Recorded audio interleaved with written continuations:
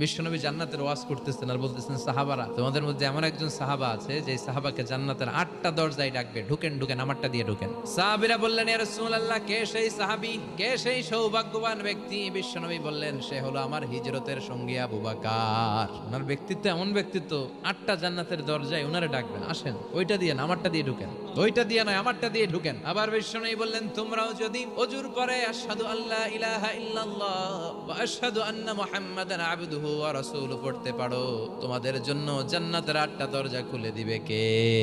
বিশ্বনবী বললেন, 8টা দরজা আছে, 8টা দরজা দিয়ে তোমরা ঢুকবা ইনশাআল্লাহ। পড়েন। এক একটা দরজা যে কত বিশাল হবে হিসাব নাই। সৌদি আরবের মক্কা শহর থেকে বাহরাইনের হাজার শহর যত দূর, জান্নাতের এক একটা দরজা লম্বা ঠিক তত দূর।